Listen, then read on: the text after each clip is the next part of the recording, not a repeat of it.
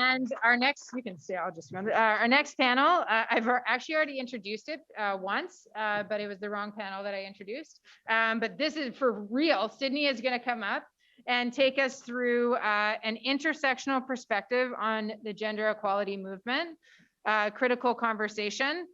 After this, I'm not going to come up again. She's going to take you, and Sydney is also a member of our Equal Futures Network Steering Committee, and she's brilliant and amazing. So thank you for being here. After this, please take a quick break and then come back. The Honorable Mariam Monsef will be here for a fireside chat. Many of you have been looking for her over the past couple of weeks, so we're going to catch up with her on where she's at, and then we'll close off the conference. So over to you, Sydney. You've got to grab everyone's attention back. Thank you so much, Julia.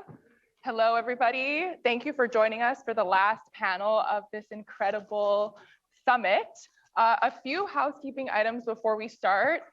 This panel will be presented in English, so if you do need interpretation, please visit the AV table at the back for interpretation. And also, somebody misplaced their cell phone in the previous session that was in the conference room. So if you are missing your phone, I'm sure you're very worried. It's at the reception desk, the registration desk. So please go ahead and grab it once you get there. But yeah, thank you so much for joining us for this panel today. I'm super excited to be joined by some incredible panelists who I've known for a while and some who I've gotten to know in the last couple of days.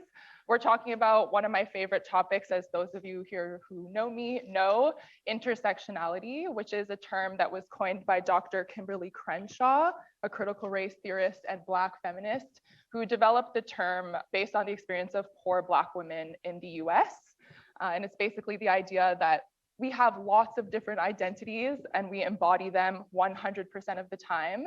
And those identities inform both our experiences of oppression as well as our experiences of privilege. And I think after Shanice's presentation this morning, it's a good chance to reflect on your positionality as we go through this session. I'm so excited to introduce our incredible panelists. I'm gonna start with the folks who are on the screen up here. We have Dr. Samantha Walsh. I don't know if you can wave to us here. Samantha is a scholar and activist who actually, Dr. Walsh just got her PhD. So let's celebrate that just a few months ago. And Sam is the national director at Dawn Canada. Her passion for disability justice is both personal and professional. Samantha has cerebral palsy and identifies as disabled. She believes that disability is an identity that is open to everyone, as someone can become disabled at any time. Samantha holds a PhD in sociology from the University of Toronto, OISE.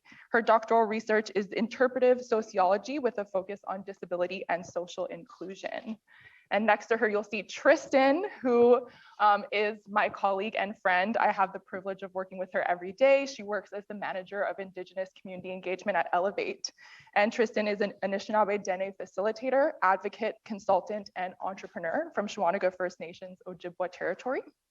She is involved in trilateral policy advocacy work for First Nations youth through the work of the Independent First Nations, Ontario First Nations Young People's Council, Feathers of Hope, Chiefs of Ontario, Thunderbird Partnership Foundation, and recently the Canadian Council for Youth Prosperity. So just a few things here and there. Tristan's passionate about youth empowerment, as she acknowledges the start of her own career beginnings was as a youth representative within her own community. And joining me on the stage here is the incredible Anika Zaumi, who works from an intersectional and anti-oppressive operational framework. As a Muslim woman of color with multiple intersectional identities, she brings her lived experience authentically into her work. Her history of work and activism encompasses social entrepreneurship, international humanitarian coordination, grassroots activism, which I've witnessed and am very impressed by, and strategic organizational leadership. Anika holds a Master of Arts in Social Justice and Equity Studies from Brock University, where she looked at feminist and anti-colonialist perspectives to social enterprise. And finally, my newest friend, Mohammed Altaseh, who is a community engagement support coordinator at Max Ottawa. Born in Syria, he has been actively involved with queer communities in Lebanon, Turkey, and in Syria, also here. Mohammed is the Community Engagement Support Coordinator at Max Ottawa and a Group Coordinator for Northern Light Refugee. He's also the treasurer of the Community Fund at Capital Rainbow Refuge. So just very impressive people, as everyone who's been chatting on the panel. So I don't want to take up too much of the time because really all the expertise is here. To get started, we're going to talk a little bit about the work that you do and what you're realizing are the gaps. So intersectionality is all about identity and how that impacts our experiences of oppression. So based on the work that you're doing now, who do you think is being excluded? I know it's more than one, but maybe based on the work that you're doing in your personal experiences, where do you think that there are people being excluded from the gender equity movement? And maybe I'll start with Samantha, who we introduced first, who's been doing a lot of work around Disability Awareness Week just last week. Any reflections on that one? Yeah, so it's a great question and a great place to start. And I love the theme of intersectionality. I would say based on the work that the Disabled Women's Network of Canada is doing, I want to highlight that there's an overrepresentation of Indigenous women and girls who are labeled or identify as having disabilities. So in the general population as of 2017, 24% of people with disabilities in Canada were women, whereas in contrast, 30% of women who are Indigenous identify or are labeled as having disabilities. So I would say that it is important to, when we're thinking about equity seeking groups, or in my case, because all of my work focuses on disability, when we're thinking about disability, we need to remember and hold intention that it's not a master status in the same way that other identities are not master status. So like you can be more than one thing at one time. And I think when we shift our gaze from thinking about like identities as like a checkbox and recognize that identities are all in concert with each other, we can start to think more fulsomely about who's left out of the conversation. Additionally, women who are experiencing socioeconomic hardship, who are disabled, are also often folks who are struggling to gain even basic necessities or recognition within the disabled community. So I don't want to take up all the time because this is something I could speak about for quite some time, but I think there's definitely a need to reflect on the position of Indigenous women with disabilities, as well as women who experience other intersections of oppression when we're thinking about how to support folks with disabilities. Thank you so much, Samantha. Tristan, do you have any reflections from your work and everything you're doing in community around who's being excluded from these conversations? Yeah, thank you so much for that question. And for myself as an Indigenous woman living here in Canada, I have already faced the reality of a statistic referring to that Indigenous women are 3 times more likely to be victims of violence. Today, I'm a survivor of sexual violence. And like many of my Indigenous relations across Turtle Island, Indigenous people are left out of these equity conversations, even though many Indigenous people in Canada are rights holders under various treaties, land claims, and settlement agreements. And so the National Inquiry into Missing and Murdered Indigenous Women and Girls final report revealed that persistent human and Indigenous rights violations and abuses are the root causes behind Canada's staggering rates of violence against Indigenous women and girls. And so with that, as I kind of been navigating in my own experience, it has been said that experts and knowledge keepers spoke to Pacific colonial and patriarchal policies that displace women from the traditional roles in communities and governments and dismiss their status in society, leaving them vulnerable to violence. To address the root causes of violence, it must be human and Indigenous rights based, with a focus on substantive equality for Indigenous people. It is required in order to address the historical disadvantages, intergenerational trauma, and discrimination experienced by a person, to narrow the gap of inequality that they're experiencing in order to improve their overall well-being. It requires a decolonialization approach. This approach is a way of doing things differently. It challenges the colonial influence under which we live by making space for Indigenous perspectives. that are often cast aside. It involves recognizing inherent rights to the principle that Indigenous people have the right to govern themselves in relation to matters that are internal to their communities, integral to their unique cultures, identities, traditions, languages, and institutes, and with respect to their special relation to the land itself. And so for my experience, I'm more so focusing on engaging with young Indigenous people. Indigenous people are usually left on the back burner and not invited to into important conversations with government, or let alone with different trilateral levels around advocacy work. And so with that, I believe that those are just some of the qualities of who are missing from some of these conversations. But I'll leave it at that because I don't want to take up too much time. My gosh, this is such a panel of, this is a typical feminist panel. Like, I don't want to take up too much of your time. I don't want to take up too much space. No, we want to hear from you. So please do share. And Tristan, that was fantastic and really builds well off of the foundation that was created this morning from the presentation around building solidarity with Indigenous peoples. Anika, I know you're doing tons of work, but do you have any reflections on this question? Absolutely. It's interesting because I know you even mentioned these are many questions in one. And so I'm going to dig in a little bit to the first part of that question of like, what work do you do? In Sydney, I do not dream of labor, truly.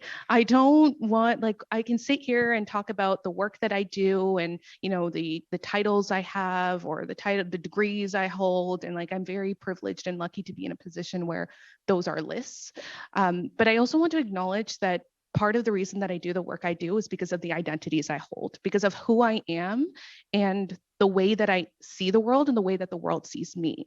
And I think that's one of the biggest reasons that I struggle with questions about what type of work do you do, but also the question of who is missing in the space, because the valuation of who is able to access this space, who's able to sit on panels, often has to do with what are the lists of titles they hold, what are the spaces they're involved in. Why do we not just reflect on the fact that, I'm 26 years old and in certain spaces I operationalize myself, or I operate from the perspective of I have 26 years of very intimate lived experience as a racialized person, as a Muslim woman of color, and all of those things on top of each other. But why is it because I don't have a PhD, I'm suddenly not considered an expert? But also, I have 2 degrees, and there's so many young people who maybe, are 10 years my junior who have very real intimate experiences of what it's like to exist as X, Y, and Z identities. So when I think about the question of what work do you do, I also ask the question of why does my work need to justify my belonging in spaces? But also that's the same answer to the question of who is missing. The people who are missing are the ones whose very identities are existing in these spaces. They're every moment of existing in the spaces is work, because these systems aren't built for us. These systems are not built by us.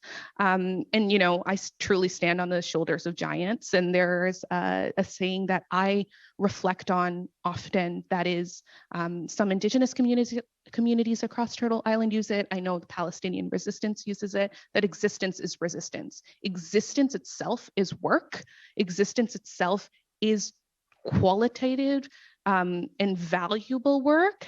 And it's those people who simply exist that need to be in these spaces. Very, very powerful. And I feel like there's a theme coming up here that might inform the next time that we all gather together. These systems are not built for us. So even when we are showing up, like at what cost, right? Yeah, love that. Mohammed, anything to add? What are you working on? Who is missing here? Well, thank you so much. As I'm hearing already, just thinking about like I'm a guy as well, and I want to apologize, but as well like I don't want to apologize as an immigrant themselves. So I'm kind of in the fence, like what do I do? What do I say first? But as well like when I think about your question, I think about it like from my point of view as someone who works locally and globally. So you would hear me talking about myself like working in Ottawa, but at the same time I came from Syria, and it's still like a torn country. So like and we have a long to work on. in terms of like gender and right equalities. So I will be talking about two different things as if there's a space for that. But yeah, for the work that we do, like at Max Auto, for example, if I'm narrowing down that, we are an organization that works for cis and trans guys into guys. And when we mean this, we talk about guys, which is like identify as gays, bisexual, two-spirit, trans, and as well questioning folks and gender diverse. So when I think about like who's left, and I apologize for as well, to be a bit blunt, because I think and speak in English and Arabic, which is as well part of my identity when we think about intersectionality, because Arabic, I don't know if you're familiar with, it's a collective way of thinking and saying, but at the same time, it's indirect language. So if you ask me something, I can go round and round and not telling you what is it. But at the same time, when I moved to Ottawa and like start learning English before, but at the same time, like, just, speaking and working and professionally advance in my job, I become direct. So when I've been asking this question, I was like, okay, well, how do I say it? So just like maybe just, I know folks already have been talking about, youth, and I think about like themes, I think about indigenous folks, and I think about women as well, like in our life, but as well, what I feel or see as well, like part of our work in Ottawa, like the gender diverse people are kind of left out when we talk about gender equality. System, I love the word system, I'm gonna bring it a lot. It's still binary, we still think about it as man and woman. So we, as a way of like, and now I'm talking in the area of like what needed to be, just like what gap we need to think of, we need to start to ask ourselves, what is gender? What is gender right now? What is it in this moment in 2022? But at the same, we are in a human crisis one. So now back to Syria, we are talking about certain things where I think maybe people in North America, they've been talking about in the 60s and the 50s. So basically, I have two parallel conversation happening. And when I think about it, and based on our observations, so I'm a co-founder of an organization called called Syrian for Gender and Sexual I apologize. Syrian for Gender and Sexual Equality. It's a still new organization, so I'm still like getting, even though we are trying to find acronym for it. But long story short, when we think about women, when we think about as well like gender diverse people, we're still thinking about like what is missing opportunity or who's not lifted there. It's like basically when we talk about as well like system, we think about as well like men and women, and even in a women's spaces, or like it's basically there's no conversation about like queer folks or trans folks, or even about like even talking about indigenous folks, like who is like part of the Middle East area. So a lot of to work on, a lot of to unpack, a lot of to think of like who's left or not, or who is there and what is the key point that we need to work on. But I think about it in a term of like, we still, for example, in Syria, thinking about like the women's looking for their ownership over their body, because, for example, the society is still thinking about the honor of the family is like, they still believe in the virginity of women. So you cannot think about it in certain ways. Like you still need to think about like what locally like had been talking here, and how we made it in terms of like talk about gender and equality, and how is it there.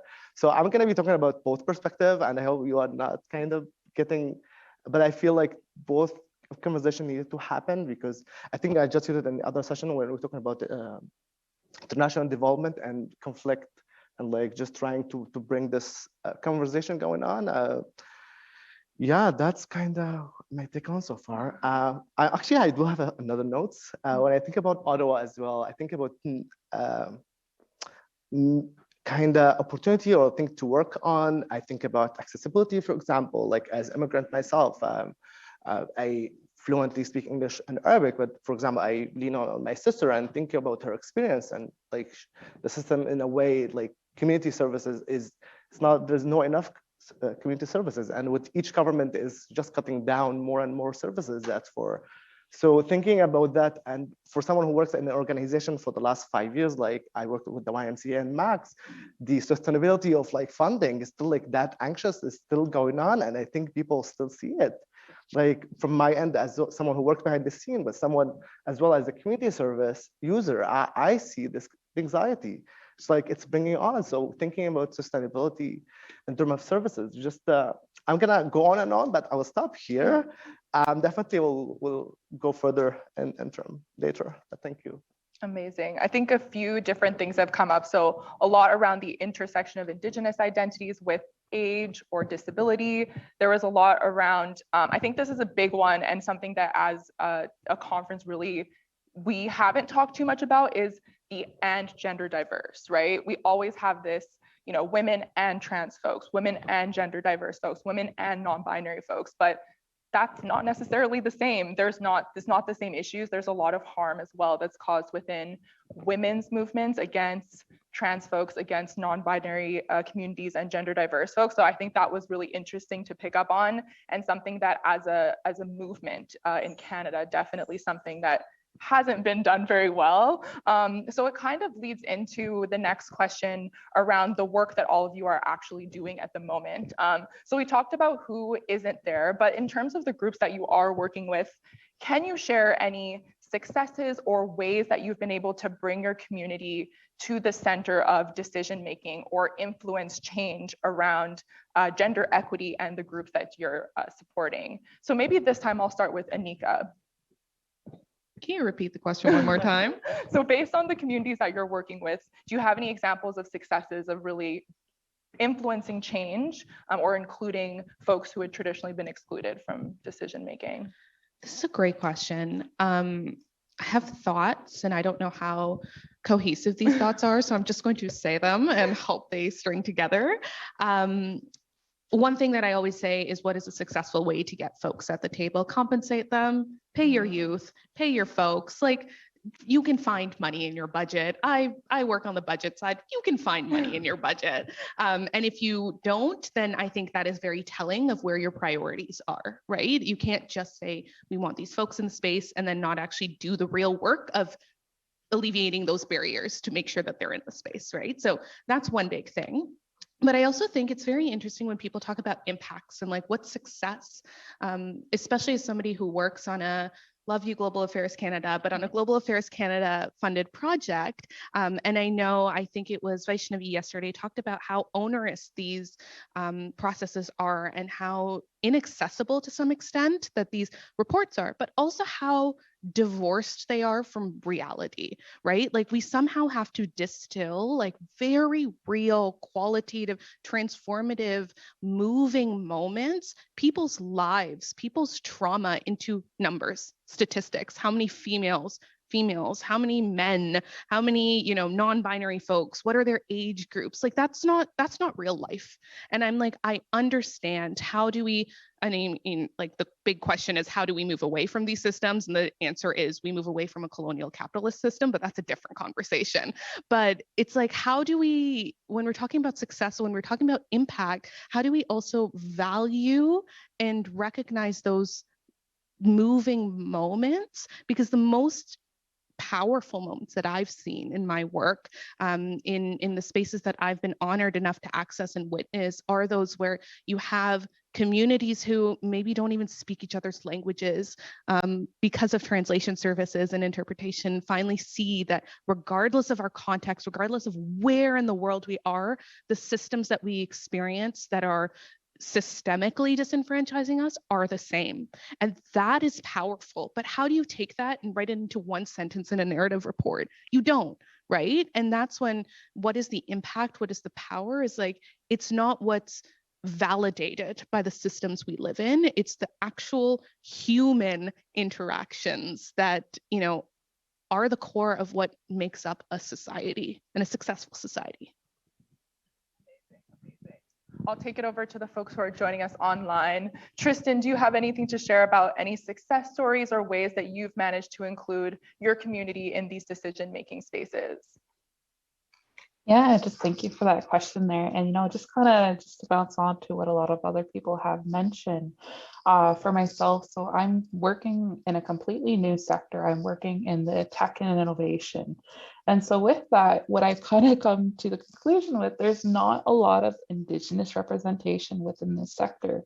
So when I kind of look at it more so and trying to support even my own organization organization and some of their Indigenous community engagement work to try to explore this sector and try to focus on supporting that underrepresented community and getting them into positions where they're able to thrive and into these careers. And so one of the things that have continuously come up is not only has there been, a lack of representation, but Indigenous people don't even have the infrastructure yet within their own communities to even hop on a Zoom call, let alone what I'm doing today. And so that within itself is a barrier, that we have kind of seen throughout the pandemic, is that we have moved everything virtually, the shift and within that.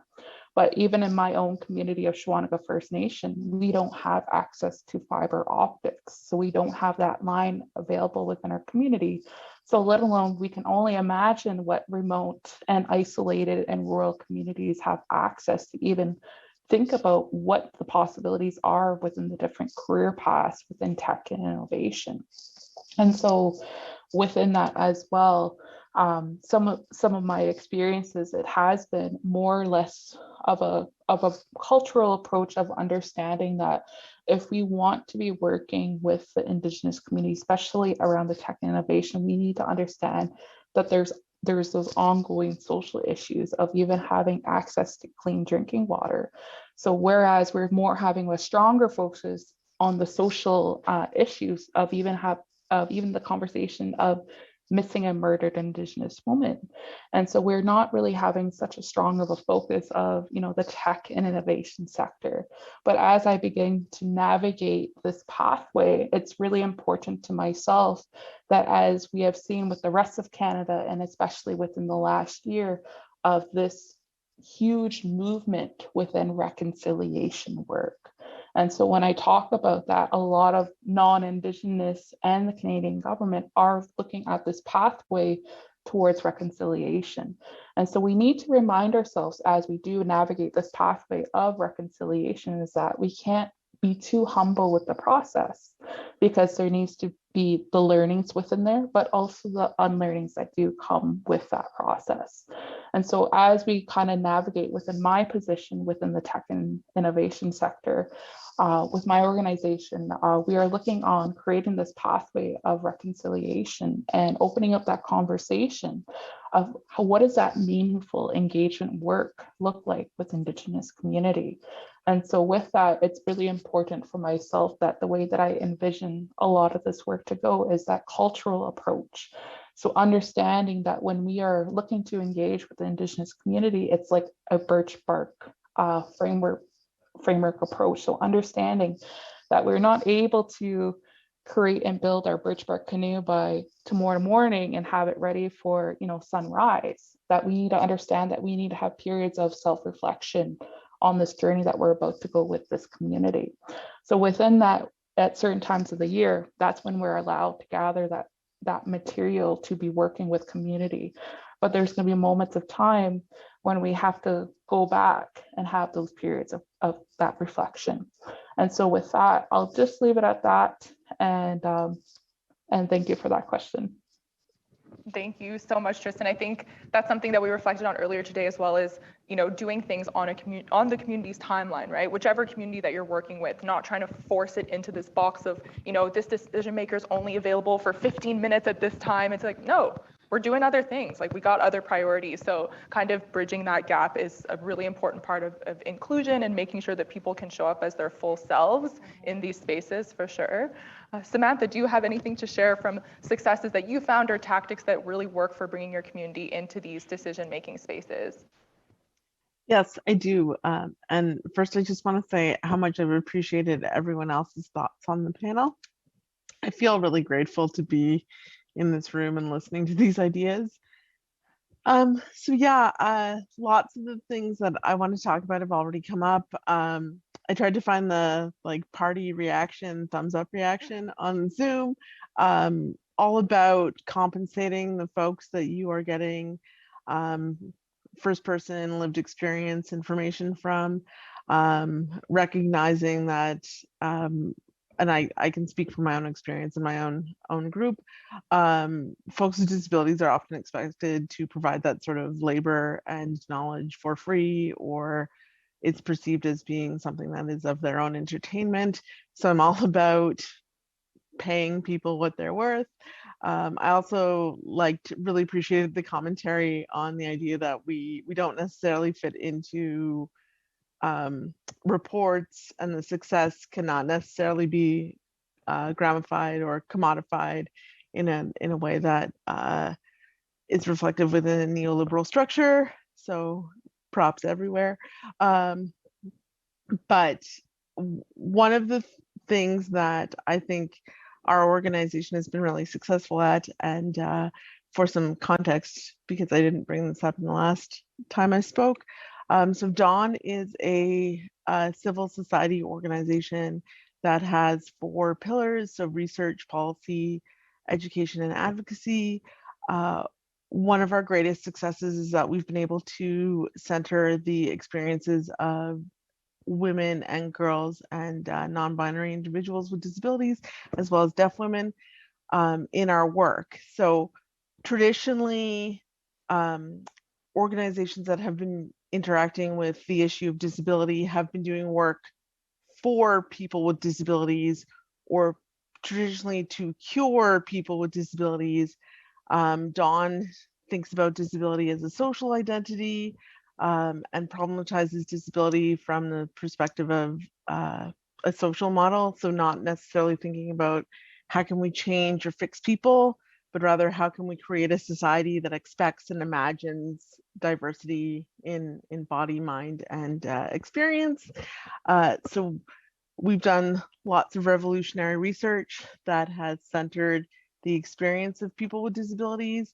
And this is a little bit self-aggrandizing, but anyone who's looking for some stats on really good stats on experiences of disability, please reach out to Dawn. The numbers that I had quoted in my first answer are from our Not Just a Footnote report, as well as we have a research report called Act on the Facts, which is a whole bunch of different stats on disability that paint a more global picture of disability within Canada. Also, being able to deconstruct the myth that disability is not a small minority. So we have the statistics that I shared, but also in my bio, and this is my favorite perspective on disability: if we all live long enough, we're all going to have the opportunity to be disabled. So it's a category that we're going to be able to move in and out of. It's not a small minority of Canadians. And then to move back to the other point I really liked, that highlighting that disability is not always something that can be quantified in a neoliberal way. So I really think that Dawn has done a great job of illustrating that and elucidating the experience of disability in ways that make a larger tent, a larger umbrella for folks to own their own experience and really value their own experience. Additionally, because we are signal boosting the lived experience of people with disabilities and doing things not for, but with, or creating a platform and financial compensation for individuals with disabilities, we're also able to put forward authentic briefs. So we've done some commentary on medical assistance in dying and the potential expansion of that, and talking about what that would do to a community that often struggles to find housing and support and food security and all of those things that you need to live, and that it's important to make sure that folks have dignity in life before we think about whether folks have dignity in death. That this can't be a solution to how we support folks with disabilities. We need to reflect on quality of life and access to resources. And that has been our greatest success, that we've been able to project and support folks to speak their truth and live authentically and talk about their own lived experience, shifting away from a medical model or a cure model or a charity model. Amazing. And Samantha, I love that you bragged about your work. I'm also going to brag a little bit about Dawn's work. Dawn also does incredible work around Black women and disability that I love to follow. So please do check them out because they really do embody this in their work and really practice that kind of intersectional thinking when they're supporting so many different communities. So I love that. Mohammed, do you have any kind of comments? And you work with so many organizations, so I can only imagine that you must have at least one success story of how you've been able to bring people to the forefront of these conversations. Okay, I was thinking about 10. You said one. Okay, see how we're gonna try it down. I think I've been hearing everyone else, and we have been talking about lived experience. And when I think about that, maybe I can just draw a line, and then I'm sure there's more space. Hopefully, we can connect as well, like later on, if you want to know more about this. But for example, when I think about the success that we have been doing in the organization, in terms of like designing our programming, we have been for 5 years as an organization, and we've been an initiative, our collective initiative as from 2002. So like 20 years of like activism slash advocacy. Then the last 5 years we have been like having a solid fund. So designing our program had been in a holistic way where when we talk about mental health, we need to think about sexual health. The programming is just like complementary each other's in a way that if either an employee or either a person who's like coming to our door like to access services, that we always think about like other things that people need, not just like, okay, you're here just only for mental health. Like, okay, we do like health navigation, or like this is a connection where to go to find a therapist, or we provide support a group, for example, but at the same time, we think about what other things that needed, what the person needed in terms of like other services like sexual health, or for example, spirituality. And like, I'm just saying spirituality, I'm just like, I've been having my own things about religion and stuff. But think about it, like the health, when I think about health, we just like think about it from a holistic perspective, which is what like could be intersectionality, sectionality in a way that we just like, it's complementing each other's.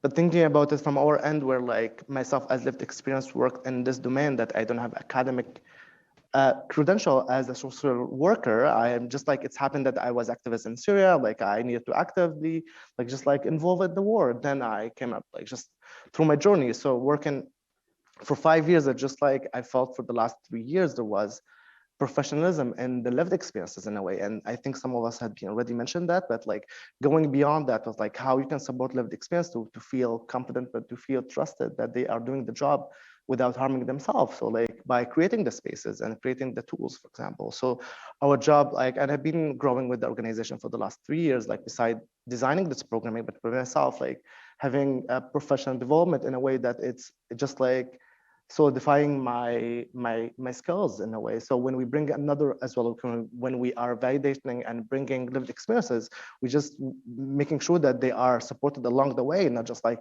throwing a job and what next. And you already have been talking a bit about money. So like, we have, for example, in our project, always like professional development for us and for volunteers. And if there's a space, I want to talk about community engagement, which is, because I cannot think about it from our work without myself. I work in 3 programs during the day. So one of them is the volunteer program. And when I think about collective work or organization work, like we rely on volunteers all the time. Myself, I was volunteered that organization before I moved to the job. So that opportunity as well for the community member plus volunteers to have a say in the programming. So, and that through community organization, through engagement, where like we created spaces for people to come and participate in the designing of the program. So like from day one, it's like, this is what we have, or what is your need? Then let's say we design this, then they have a say over the way, like to evaluation. So they are along the way they are part of the program. Just so in the engagement, when we say engagement, is really actively engagement, like, okay, all the time making sure that we have this space open for the people and feeling that they have say, but as well like have a say in it, which is through the community engagement. So I'm thinking about it in that 2 ways. I can speak more about the other places where, as you mentioned earlier, but I'm gonna as well like just catch up with the time, but I'm happy, to just continue the conversation in another time. Amazing. And please do recall the theme of the conference today and yesterday, it's collaboration. So this is just the beginning of a conversation. Please make sure to reach out to everybody who is open to collaborating on these things. But I think something that's really come up consistently, everyone's talked about lived experience, or what I like to call living experience, because I didn't live it before. It's happening all the time. And that's the idea of intersectionality, right? But at the same time, you know, we're in this space that is kind of a very structured space that only welcomes certain people. Just that's what summits are like, that's what conferences are like. And we use a lot of terms like intersectionality, but what do they actually mean, right? Is intersectionality something that we're actually practicing or just something that we're saying, right?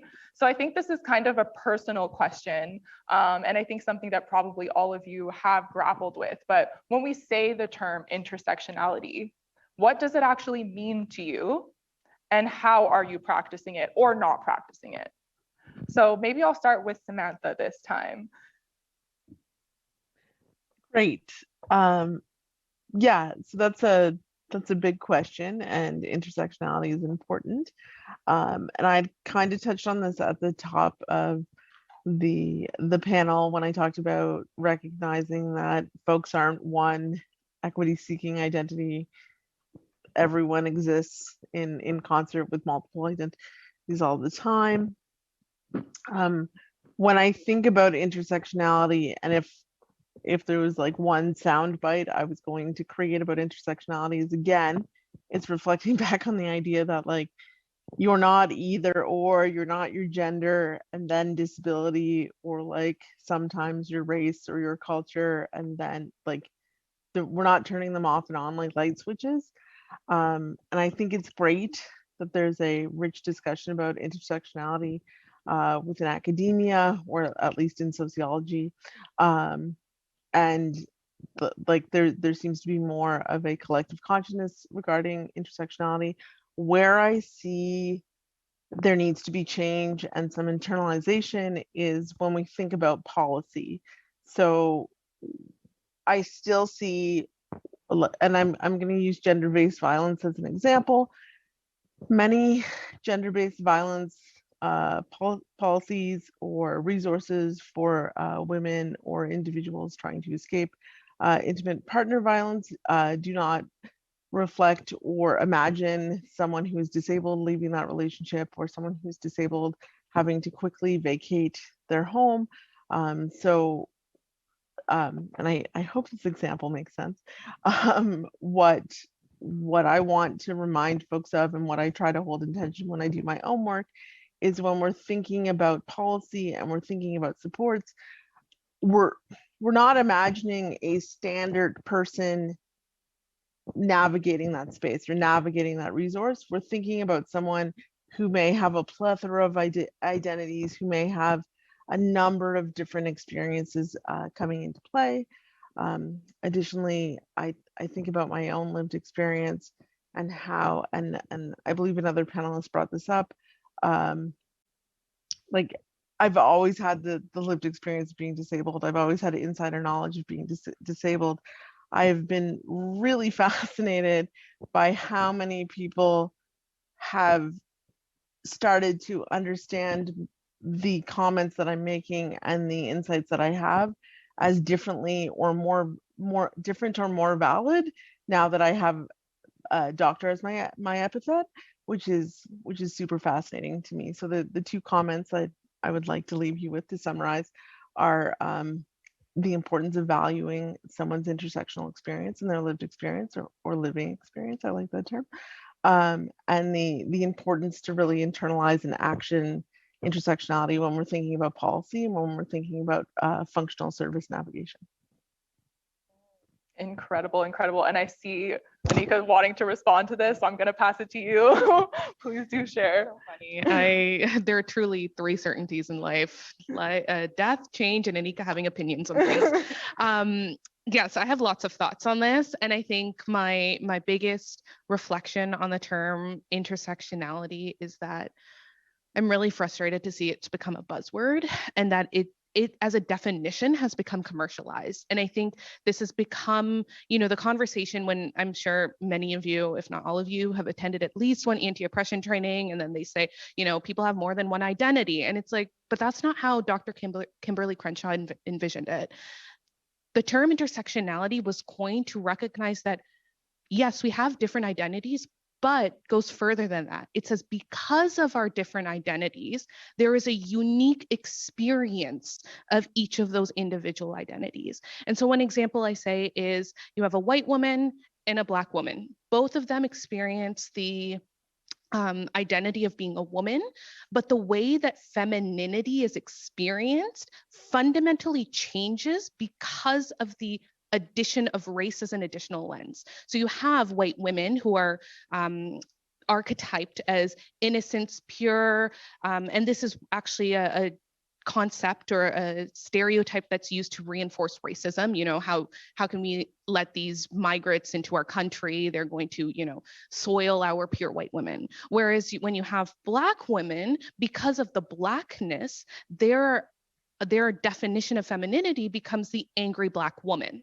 Right? It's not just that, yes, they experience a system of racism and they experience a system of, you know, gender or sexism. It's the fact that the two identities uniquely interact to create a completely different experience, right? And I'm like, it's the same for me. I'm a Muslim woman and I'm a visible Muslim woman. So not only do I experience the system of being Muslim in an Islamophobic context, but also the experience of being a woman, but I also experience what it's like to be a Muslim woman and now have to answer questions about whether I'm oppressed because I wear hijab or, you know, I'm like, that's not a question that Muslim men get asked. And that's not a question that general, like non-religious women get asked, right? Because of the interaction of those identities. And so when I think about intersectionality and what it means, I actually challenge folks to think about what it means to you.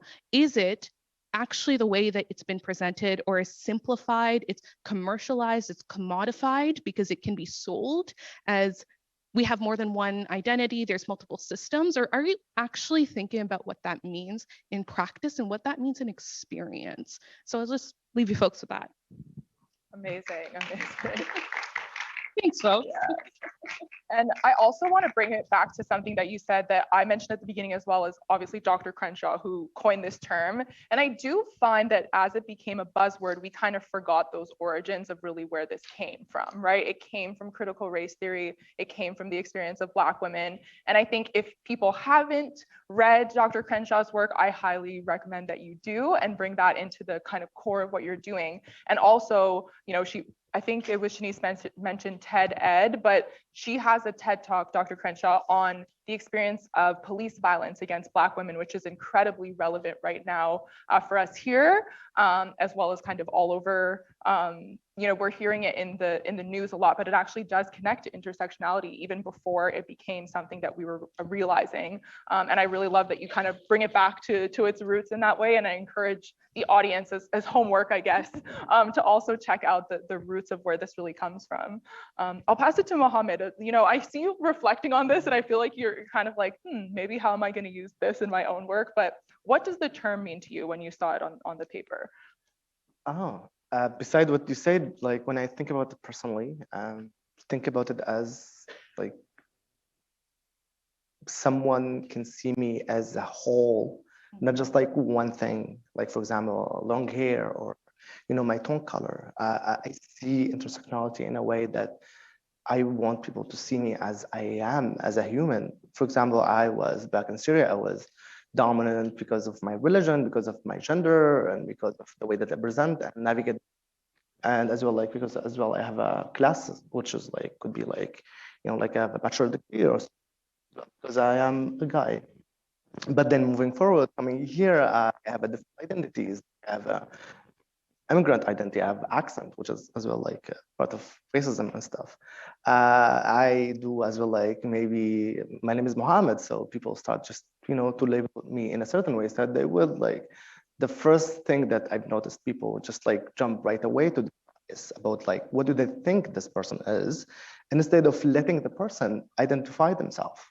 So like, if And now I'm gonna jump right away to how, because it just, for me, I see humans in a way that without generalization, as a human, I think we just jump right away to like, find a label or something. So if we stop in that moment and just, let the person identify themselves, present themselves the way that they want to present.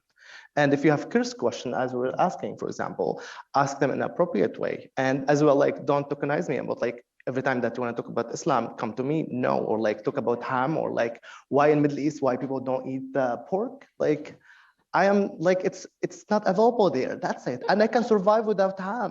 Like the first year, that was the question: do you eat ham? Like, like I eat ham, but just, but after a year, after 1 year, it's just like, it just let me express myself. Listen to me instead of asking me the question of like, do you eat ham? Maybe, just, I'm not gonna give you another question. You need to find your question. And I appreciate what you said earlier, but like, you need to find the answers by yourself. But people go from their bias. Secondly, it's like heteronormativity in a way that it's just like, we start from ourselves. Like I navigate the world as Muslim, immigrant, for example. I don't know what I call myself as what, like, as someone working in the community, I identify myself as like second class, for example. And that's something just I like to, people talk about it, or they don't talk about, but we experiences in a way. So I am all of this, but I cannot like looking for a person in front of me and just like apply the same thing in front of you. Like someone wearing glasses, for example, I would just assume this person has certain things, for example. No, like I can ask you, for example, instead of just like putting myself as a standard, for example, like, and like, as for example, like, just like otherwise, in a way, it's like dominantly white, for example, and people start from themselves. They just experience in a way that, or they think that this is what is it, like this is the standard and everything else is odd. When I think about intersectionality in a way, just like you need to start building empathy. That's what I do. I build empathy, but because I experienced it in a way. But now, because I experienced it, I was majority, now I'm minority, for example, when I was talking about like Syria and Ottawa context. But I think we need to leave room for other people, like to identify themselves and not starting from like applying what is labels in a way. I hope I didn't take much. I'm like, I reflect on my own things. I was thinking about something else, but I hope that's in a way just, resonate with some folks that in the room or watching us. I think a lot of people can relate, like people wanting to know, people making assumptions based on, your visible and invisible identities, and then also wanting you to be an expert on literally everything that applies to all of those identities. I think that that's something that's very common and speaks to what Anika and Sam were saying about checking the box, right? Of people want the list, the laundry list of who you are, what you are, and then bring those assumptions in there. And intersectionality does talk about that, right? The fact that there will be multiple systems of oppression that you will experience because of all of those different identities. But importantly, on the other side of that is the different experiences of privilege that you will also experience because of your identity. So I think that's the part that people miss out on a lot when they talk about intersectionality. That also comes with, what is my privilege in this space, and how am I going to make sure to acknowledge that as well? And Tristan, last but not least, what is kind of your reflections on intersectionality, what that means to you, and how it shows up in your work? Yeah, thank you for that. And I just want to say I appreciate everybody's insight, because I feel like I'm coming in this space to also take away some learning, but also to do some unlearning within this work as well. And so for myself, I really want to hone down on the self-reflection is a holistic of the intersectionality piece, I find. And so that kind of brings me to the question, what is the relationship between intersectionality and Indigenous sovereignty? To me, it means to provide the tools to theorize not only the past, but the current forces of colonialism. That intersectionality recognizes the importance of local and traditional nation teachings and the intergenerational connection between the past and the present, while also recognizing the emergent diversity of Indigenous identity and the construction of Indigenous identity through the Indian Act. Any social justice action or outcomes must be situated within a framework that holds on to tradition and intergenerational knowledge and current Indigenous issues. Regardless of the ways in which we are racialized, and regardless of our own individual and family migration histories, One of the strongest messages of today's discussion is the need to address the fundamental fact that some of us are settlers on Indigenous land. An intersectional approach must acknowledge Canada's colonial history in order to ethically and usefully discuss other forms of discrimination in Canada. It requires us to understand Indigenous issues as intertwined with struggles against racism, poverty, police violence, war and occupation, violence against women, and environmental justice. Rather than treating the concerns of Indigenous people as one issue among others, by doing so, we can ensure that taking an intersectional approach does not dismiss Indigenous issues. So for myself, I'm still exploring, the word of intersectionality, as a young person, let alone as Indigenous woman who is living off her community. So I'm technically a off reserve member. So within that, I have to be, so for myself, I really love to take opportunity, not only just to be working within Indigenous spaces, but non-Indigenous spaces, and kind of more so looking at it that I'm here as a trailblazer trying to support, as a cycle breaker within my own family, within my own community, that, hey, that as an Indigenous person, let alone as a woman, let alone as a person from my family, that we can go out within the colonial landscape and put ourselves within these different organizations or in these different journeys, but really understanding that within that, it's a humbling journey of self-reflection. And so I'll just leave it at that, as I'm very mindful with the time. Thank you. I love that, Tristan. Yes, I know. I'm super lucky that I get to work with Tristan every day, just saying. But I really love all of the reflections around this idea. And I think, Tristan, what you brought up is super important, because even the concept of intersectionality came out of a settler state, right? A colonial experience of colonization that was unique to the transatlantic slave trade, but has now been kind of used to encompass all of these different ways in which we experience oppression and privilege. And so I think it's really amazing the way that you've kind of tied in the fact that intersectionality can't be understood on its own. It needs to be understood within the context of the settler state and within the context of what our obligations are based on those identities. So I hope that kind of taking away that idea that just because you may experience lots of different systems of oppression based on your identity doesn't mean that it absolves you, I guess, of responsibilities towards other communities or towards folks who are also experiencing oppression in different ways kind of within this system.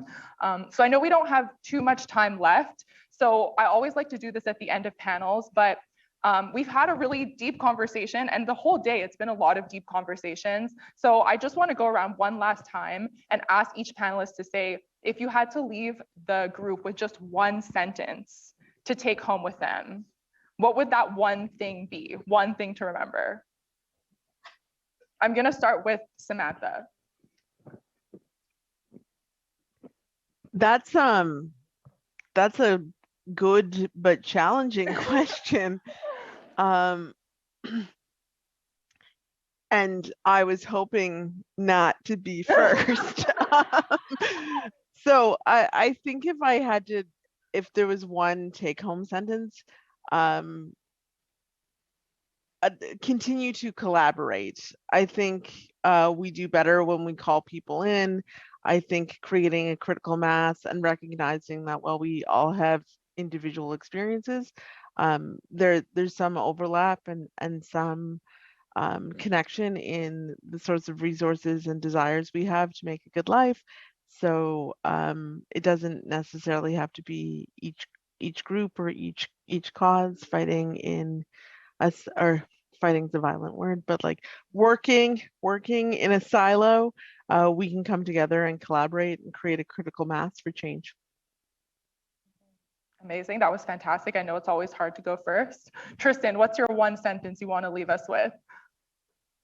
I think, what I have to end it off with is that the pathway isn't linear. And so with that, really pushing on that co-creation and collaboration work is really key into understanding not only our position within community, but where we see ourselves as an individual. So as we navigate this journey ahead, just understanding that we cannot be too humble with the process, because we need to go within it with learning, but we also need to come within out of that journey with doing unlearning as well, because I think that's going to be the key to understanding all approach the next steps moving forward. Amazing. Anika? Brevity is not my strength, so I'll do my best. I think it's important to recognize that intersectionality is a tool to make sense of the systems we exist in. It is not an end goal. Tools are here to help us build something, and we want to build a different system where people don't have to use the colonizers' identities of Muslim or woman or all of these things, where you have to do the emotional labor of justifying your belonging in the space. So all of that to say, remember that intersectionality is a tool, it is not the end goal, and envision and hope for something better. Amazing. All right, Mohammed, you have the last one. Okay, it's pretty hard. I was thinking about a lot of things, but I want to build up on, like you said, the word collaboration. I think there's another word, like when I think of it, tool, it's an action as well. Like it's an action, things that you need to actively do intentionally. But if I'm gonna leave one thing, I came really, and this is kind of a philosophy for myself, but as well for work, and as well like just like thinking about it like globally. There's a poet that I have been influenced in the way that I live and as well see the world. I would encourage you to look to his name. His name is Mahmoud Darwish. He is like one of the current Palestinian who really was like binary in a way, or visionary in a way that he talked about, like for example, indigenous, like in the 70s, where even though like in North America, they weren't talking about it. So anyway, he has this poem called "Think About Others," and I'm gonna leave you with the one line only, which is talk about solidarity, which I found very important to think of. Because when we think about movement, for example, about including others, we need to think about other people. We cannot just think about ourselves only. So one of the lines that he has, he would say, when you conduct your war, don't think about other people who are wanting peace. And I think this is my line, if I'm gonna just leave it there. But I encourage you as well, like to look to the whole poem. Like the whole poem, it's very interesting and it's a lot of to leave you with, but I'm a literature guy, so I'm gonna leave you there. Amazing. I also want to add that we, as someone who's on the advisory committee, we didn't tell anybody to talk about collaboration, but you all talked about it. That is the theme of the summit. So really appreciating that that's what people are leaving with. Just a huge thank you to all of the panelists here. You've absolutely been incredible. I've loved our conversation. And this actually concludes our last panel for the entire summit. So thank you all for being with us. We have a quick break and then we'll be coming back at 2:15 for the final session of the day, which is a fireside chat with the Honorable Mariam Monsef. So please join us again. Thank you so much.